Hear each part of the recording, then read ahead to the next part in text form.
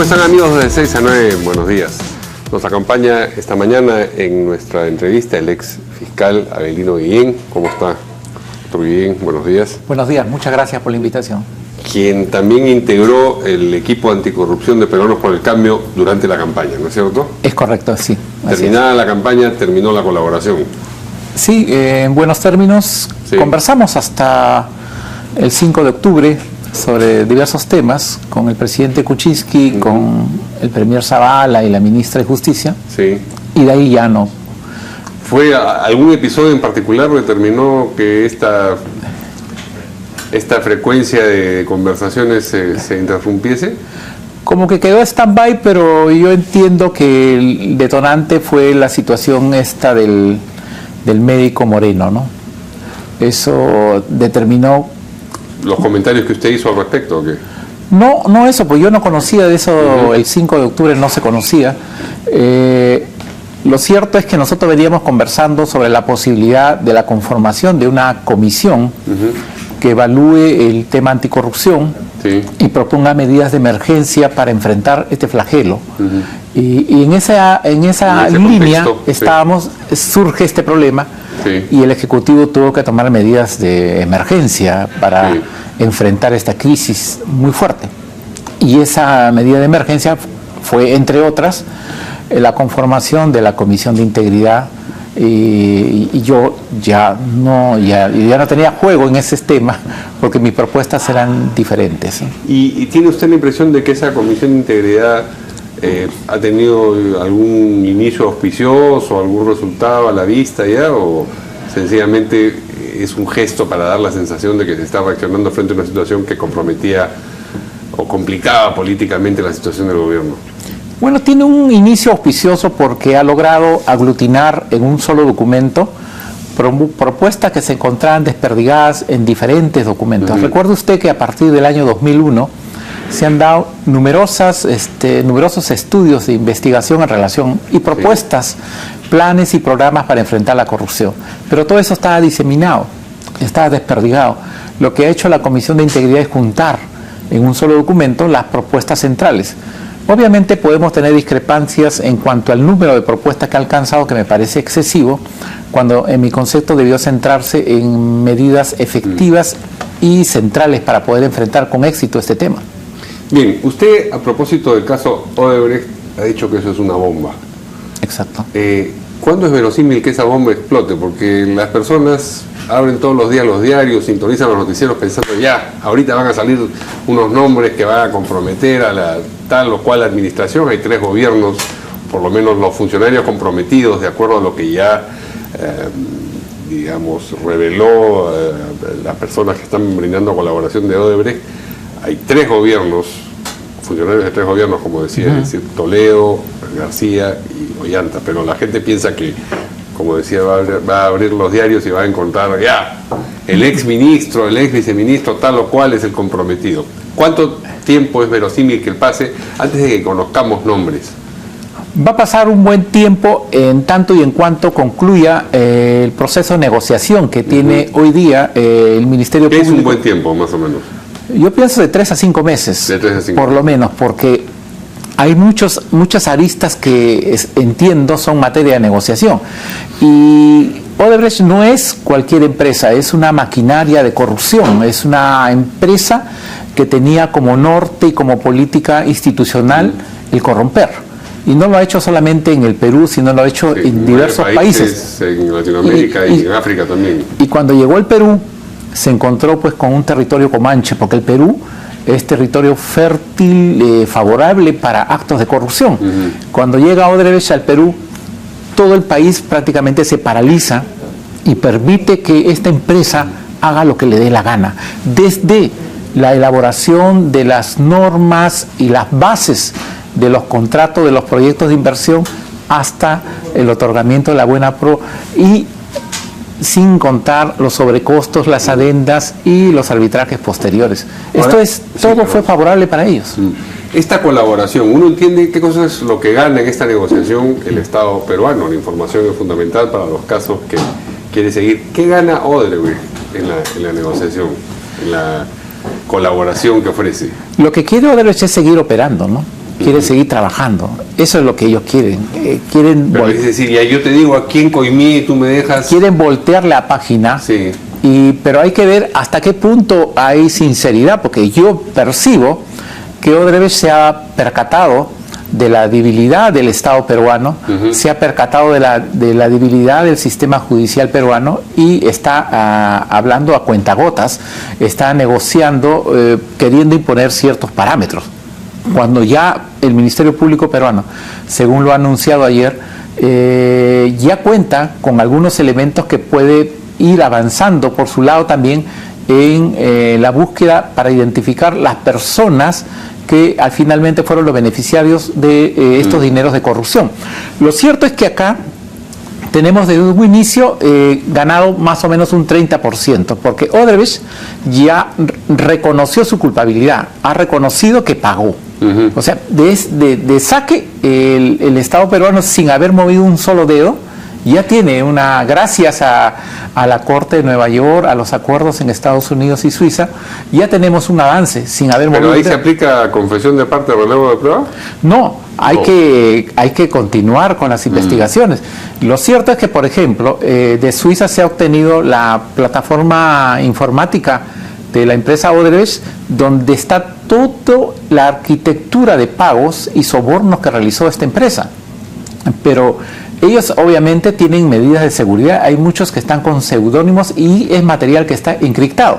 Entonces no es una tarea sencilla. Entonces, si verdaderamente Odebrecht actúa de buena fe y quiere colaborar con el Estado peruano, lo primero que debería hacer, en primer lugar, es devolver los 29 millones de dólares más los intereses, y por otro lado debería negociar con el Estado peruano una devolución de sus ganancias ilícitas que ha obtenido. El Estado peruano está pasmado, está paralizado, está inerte, no reacciona ante esta situación. Y lo único que escucho yo, algunos voceros del Estado peruano, del gobierno, es decir que cuando dan los nombres, exigir que se den nombres. Eso no es correcto.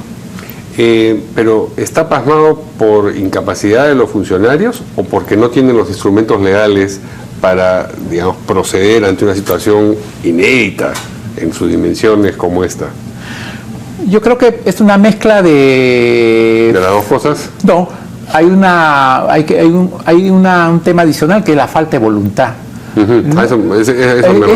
Claro, es una falta de voluntad de parte del Estado peruano de no querer enfrentar frontalmente este tema. Se entiende, por eso usted escucha una declaración como señalando que no todo lo que ha hecho Odebrecht es corrupto, ¿no? Cuando acá lo que estamos hablando del presidente Kuczynski en este caso. Estamos hablando de él, ¿no? Sí. Cuando el presidente, yo creo que no se debe entrometer en estos temas, más bien debe colaborar y apoyar dentro de sus ámbitos a una investigación pulcra que debe dirigir el Ministerio Público. ¿El Ministerio Público, a su entender, está haciendo todo lo que tendría?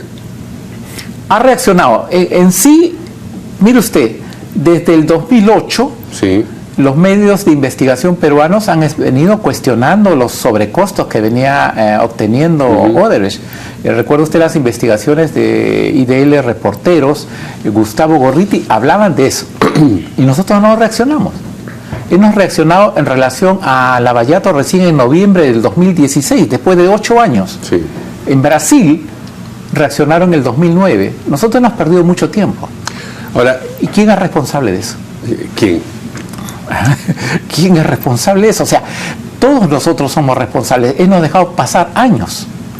Y estamos reaccionando cuando ha llegado la bomba de Estados Unidos, cuando han llegado los acuerdos en Nueva York. Pero antes no hemos hecho nada, no hemos hecho gran cosa. ¿Acaso no veíamos en los medios de comunicación denuncias, por ejemplo, de Convoca y del Reportero, varios medios que han venido trabajando este tema? Y nosotros no hemos reaccionado. El sistema de control, la Contraloría, no ha reaccionado ante esto. Pero usted ha mencionado al presidente Kuczynski y ha dicho que, ¿cómo es posible que hubiese dicho que no todo lo relacionado con Odebrecht en el Perú es corrupto y que ha, digamos, incursionado en un rol que no le competía? Mire, una empresa ¿Qué cosa es lo que explica esa actitud de parte del presidente Kuczynski? ¿Cómo así? ¿Cómo entiende usted que el presidente de la República se meta a hacer una afirmación de esa naturaleza? No solamente el presidente Kuczynski da esas, hay varios no, bueno, pero el miembros del miembro del Ejecutivo que sí. dice, es que yo lo veo desde una óptica, pienso que quizás como economista ven el tema de la corrupción como un costo, ¿no? Y esto tiene un costo que se puede superar. Es como en una empresa hay debilidades, hay fortalezas, y ese costo yo lo puedo asumir. Entonces el presidente quizás piensa de que... No ve la dimensión moral, sino solamente la dimensión económica del problema, dice usted. Ese es el problema de los economistas, ¿no? Ven solamente números mayormente y no ven el problema ético. No ven cómo la corrupción destruye a la sociedad y no veo cómo un estudio en determinada disciplina puede hacer que una persona bloquee aspectos de su naturaleza humana. Es decir, como estudió economía, no ve el... No, yo no estoy llegando a ese extremo, ¿no? Sí. Pero yo creo que fue una frase equivocada, ¿no? O sea, entiendo que ya no se va a volver a repetir, espero que así sea.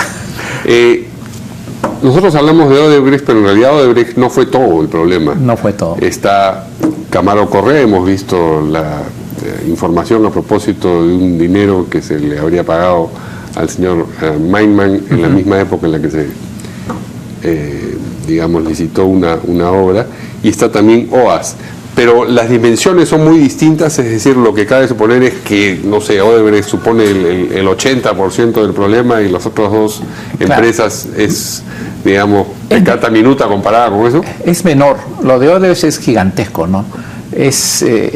Odebrecht tiene contratos con el Perú por alrededor de 12.500 millones de dólares. Y si entendemos los costos de corrupción, los pagos usualmente... Si sacamos, digamos, un porcentaje... 5%, sí.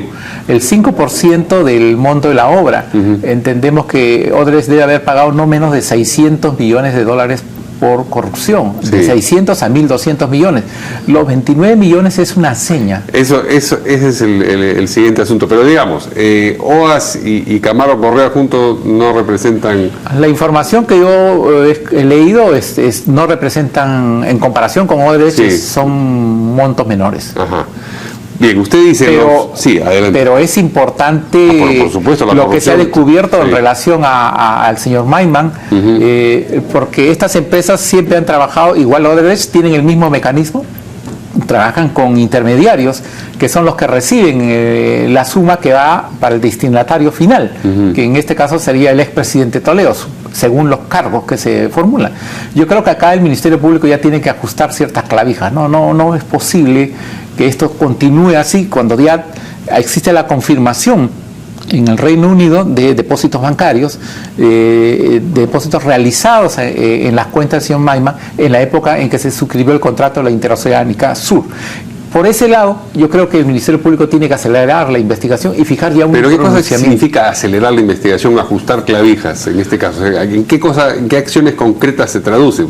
Yo creo que ya, no sé hasta qué punto vamos a continuar con una investigación preparatoria. Ya tiene que ir esto a un juzgamiento, tiene que ir a un juicio.